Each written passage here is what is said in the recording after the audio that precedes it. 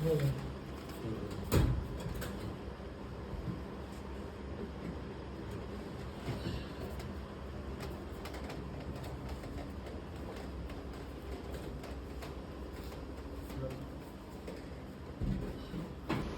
है फिर, thank you.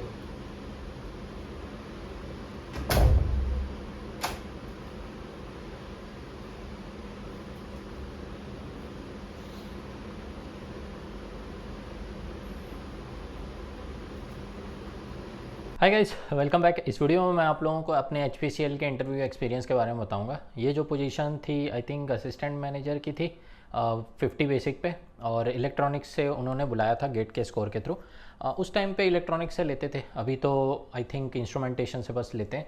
तो आपको इंस्ट्रूमेंटेशन में ही अपीयर करना पड़ेगा कॉल लेने के लिए, या फिर किसी अदर ब्रांच में।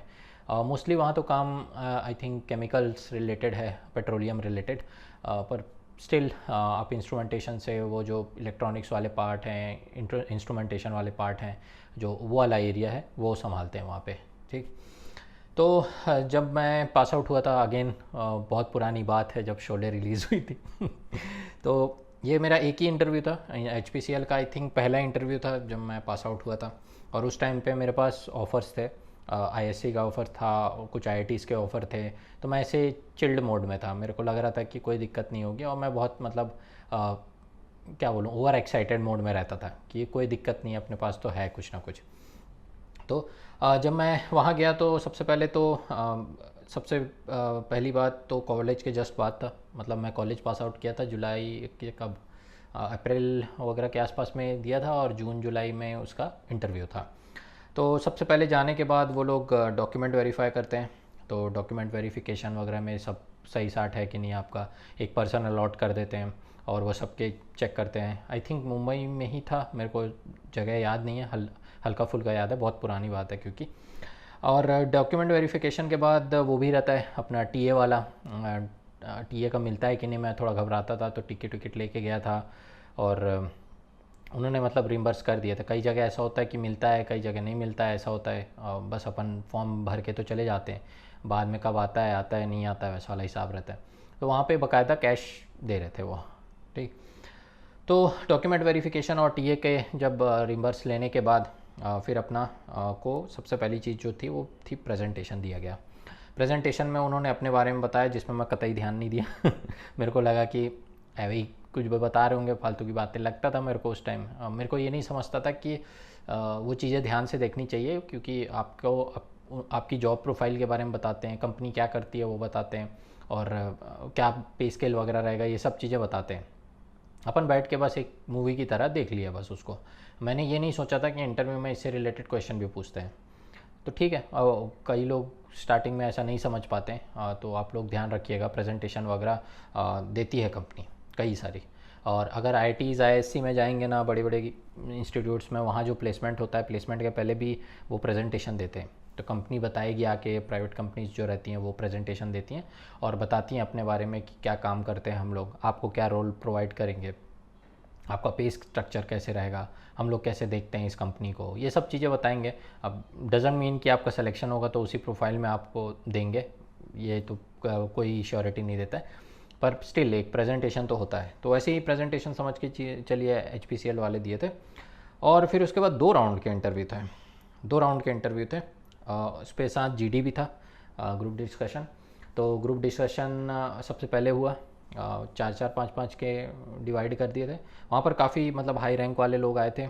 किसी को मतलब कुछ तो ऐसे थे जो बहुत सीरियस थे, कुछ ऐसे थे जिनको कोई फ़र्क नहीं पड़ता, मैं उनमें से एक था। तो मैं ऐसे ही लेके चल रहा था कैजुअल एटीट्यूड पे, और मैंने पढ़ाई भी नहीं की थी ज़्यादा। खाने पीने का भी मिला था, खाना पीना खाए हम लोग, मतलब अच्छा खाना मिला था, एक थाली पूरी। और खाने के बाद ही था आई थिंक मेरा इंटरव्यू। तो सबसे पहले इंटरव्यू में गया तो भाई मैं तो एकदम हवा में था, क्लाउड 9 में था, हवाबाजी बहुत करता था। तो गिव योर ब्रीफ इंट्रोडक्शन बोले जो थे वहाँ पे। और ये करीब 6 से 7 मेंबर्स थे, जिनमें से एक लेडी थी, मेरे को जितना ध्यान है। आई थिंक 8 भी हो सकते हैं, ज़्यादा भी हो सकते हैं, मेरे को एग्जैक्ट नंबर याद नहीं है, पर बहुत बड़ी जनता थी। और सबके सामने आप सिंगल अकेले। तो GD वाला वैसे पार्ट, GD में खाने के बाद GD हुआ था। GD 5-6 लोग का एक साथ फिर दूसरा ग्रुप और तीसरा ग्रुप ऐसे था। तो हम लोगों को कोई एजुकेशन रिलेटेड टॉपिक मिला था और मैं उसके बारे में पढ़ के गया था, मतलब कैसे जीडी दिया जाता है, नोटपैड वगैरह लेके गया था, लिखने का लेके गया था, और क्या पॉइंट्स रखने होते हैं क्या नहीं रखने होते हैं, इसके बारे में बहुत स्टडी करके रिसर्च करके गया था। लेकिन क्योंकि पहली बार जीडी दे रहा था, पर लेकिन टेक्निकल रिलेटेड मैंने कुछ एक्स्ट्रा नहीं पढ़ा था।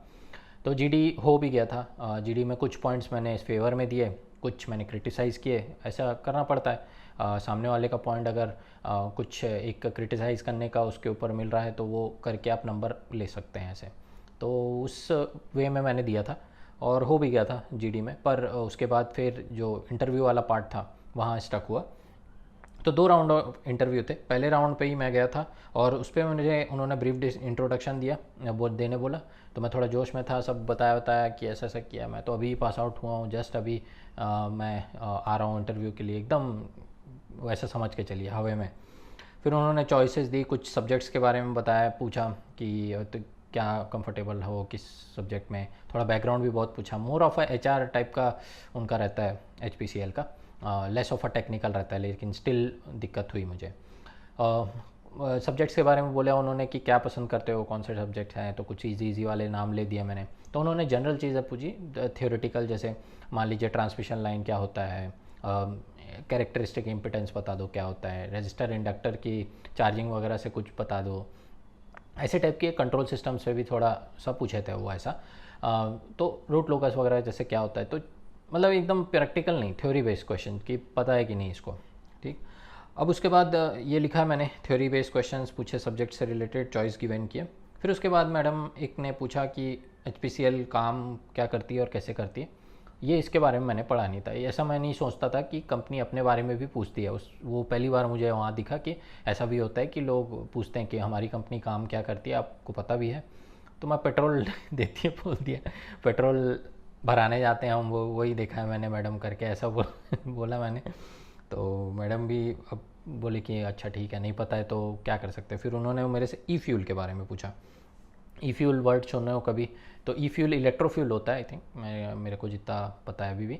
इलेक्ट्रोफ्यूल मतलब कि जो फॉसिल फ्यूल होते हैं ना, उससे एनर्जी जनरेट करने की बजाय आप, उससे फ्यूल जनरेट करने की बजाय आप रेन्यूएबल रिसोर्सेज का यूज़ करते हैं, जैसे विंड, वाटर, सन वगैरह ये सब का। तो वो थोड़ा उस समय ट्रांजिशन पीरियड में था, आई डोंट नो अभी कितना है। तो वो इलेक्ट्रोफ्यूल होता है। तो लेकिन मैंने क्या बोला, इलेक्ट्रिक फ्यूल होगा, इलेक्ट्रिसिटी के थ्रू हम फ्यूल डालेंगे उसमें गाड़ियों में ऐसा ऐसा टाइप का बोल दिया मैंने। तो मेरे को नहीं आता था, मैं तो कुछ भी मतलब एकदम कैजुअल एटीट्यूड में चला गया था, रोलबाजी कर रहा था। तो वो भी अब कुछ बोले नहीं, ठीक है ऐसा बोले। तो कुछ क्वेश्चन यही याद है मुझे को। लेकिन जो मेन ख़तरनाक क्वेश्चन था कि do you have any other offers, ये एक पर्सन ने मुझसे पूछ दिया और उस पर मैं एकदम बह गया। उस पर मैंने एक्साइटमेंट में आके सब कुछ बता दिया। मेरे पास तो IISc से ऑफ़र है, मेरे पास मतलब IIT से ऑफ़र है, मैं तो अभी ये सोच रहा हूँ, फिर आगे चल के ये करूँगा, 2 साल मास्टर्स करूँगा, फिर बढ़िया प्लेसमेंट भी मिल सकती है मेरे को, एकदम मतलब Cloud9 में मैं आंसर दिया। तो सामने वाले ने सीधा मेरे को बोला कि फिर तो तुम, मेरे को नहीं लगता इस जॉब की ज़रूरत है करके। तब मेरे को लगा कि अरे यार ये तो ज़्यादा बैकफायर कर गया, मैं तो कुछ ज़्यादा ही बोल दिया, मतलब इतना एटीट्यूड में तो नहीं रहना चाहिए।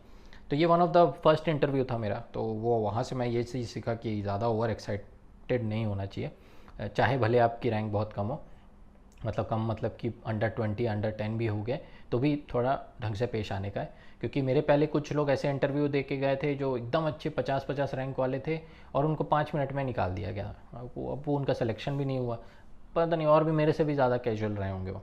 तो मेरा तो 20-25 मिनट चला था। लेकिन ये वाले पार्ट में उनको समझ में आ गया कि ये he is not a fit candidate for selection. और मेरे बाद एक और लेडी थी, उनका भी मतलब इंटरव्यू था। तो हम लोग बात कर रहे थे क्योंकि हम लोगों का IISc में सिलेक्शन था दोनों का।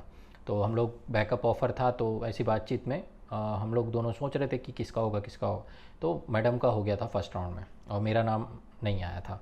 तो उनका एक्चुअली ये था कि मैडम 1 साल ड्रॉप भी ली थी और बहुत चिंतित थी कि यार हो जाए, कहीं तो हो जाए, तो मैं मेरे को पढ़ना नहीं है, मेरे को आगे वो IISc वगैरह में नहीं करना है, तो कैसे भी उनको निकलना ही था। तो मेरे को लगता है उनका ज़्यादा बेटर गया होगा। या उनको वो दिख गया होगा शायद कि इसको ज़रूरत है जॉब की और मेरे को नहीं है, ऐसा टाइप का।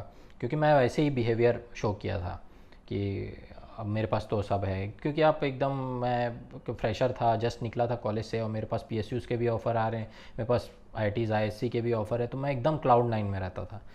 बाद में मेरा थोड़ा ज़मीन में आया, मैं जब मेरे को रियलिटीज़ हिट करते रही धीरे धीरे करके। तो ये जो सबसे बड़ी लर्निंग थी मेरी, ये यहाँ की यही थी। GD का एक्सपीरियंस अच्छा था, GD का पहली बार मैंने दिया था, तो अप्रॉक्स 20 से 25 मिनट चले थे और GD जो था एजुकेशन रिलेटेड था, तो मैं और खुश था। लेकिन सेकेंड राउंड में I think more of a HR round होगा, मेरे को नहीं पता। उन्होंने मतलब खड़े करवाया था ये इनका नाम, तो ये लोग सेकेंड राउंड के लिए थ्रू हैं, बाकी आप लोग जा सकते हैं नेक्स्ट टाइम के लिए। तो मेरा नाम नहीं था, तो मैं देखा कि यार नाम नहीं है, चलो भाई, मूड ऑफ हो गया था, तो मैंने बोरिया बिस्तर बांधा, अपना TA का लेके निकल गया। मैडम से बात किया बाद में, तो उन्होंने बोला कि HR वगैरह रिलेटेड ही पूछा उन्होंने बाद में सेकेंड राउंड में। फिर हम दोनों को नहीं पता कि होगा कि नहीं होगा, रिज़ल्ट तो बाद में आता है। फिर हम लोग चले गए सिलेक्शन लिए, सेम ब्रांच में ही था हमारा ISC में। तो फिर रिज़ल्ट का वेट कर रहे थे, ऑलमोस्ट जून जुलाई में ज्वाइन कर लिए थे और दिसंबर के अराउंड में रिज़ल्ट आया था, तो मैडम का हो गया था, तो वो निकल गई थी वहाँ से और मेरा नहीं हुआ था, तो मैं दूसरी जगह ट्राई कर रहा था। तो मैडम आज भी वहीं काम करती हैं, अभी भी कांटेक्ट में ही हैं, HPCL में, यहीं मुंबई में ही पोस्टेड हैं वो। आई थिंक मैरिड हो गई हैं, तो वो अब कहीं और निकल गई होंगे। तो ये था और काफ़ी मतलब 2-3 चीज़ें आप लोगों को सीखने मिली होंगी। तो फाइनली जो वर्डिक्ट था वो गेट स्कोर लिया था उन्होंने, फिर GD लिया था और 2 राउंड ऑफ इंटरव्यू लिया था, 2 राउंड ऑफ इंटरव्यू, जिसमें मैं रिजेक्ट हो गया था after first round of interview. तो ये मेरा एक और नॉट सेलेक्टेड वाला एक्सपीरियंस था। होपफुली आप लोग कुछ इससे सीख लिए होगे। और भी क्वेश्चंस पूछे थे यार, पर उतना याद नहीं है मेरे को, बहुत टाइम पुरानी बात है ये।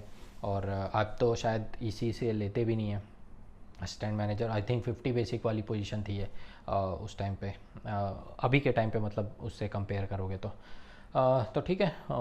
कुछ सीखे होंगे आप इससे। कुछ और इंटरव्यूज़ एक्सपीरियंसेस हैं मेरे पास, मैं उसको डाल दूँगा ताकि आप लोग उसको रिफ़र कर लेना कभी लगे तो। कैसे मैं अपने आप को सिखाया हूँ धीरे धीरे करके ये सब। शुरुआत में तो मैं भी जोश में रहता था, फिर धीरे धीरे समझ में आया क्या बोलना है क्या नहीं बोलना है, कैसे बिहेव करना है इंटरव्यू वगैरह में, तो उससे चलते बाद में सिलेक्शंस होना शुरू हुए थे। तो आप लोग भी ऐसे कुछ सीख लीजिए इसमें से, जो लगता है अपने टाइम पे अप्लाई कर लेना। तो फिर मिलता हूँ मैं नेक्स्ट वाले किसी टॉपिक पे, तब तक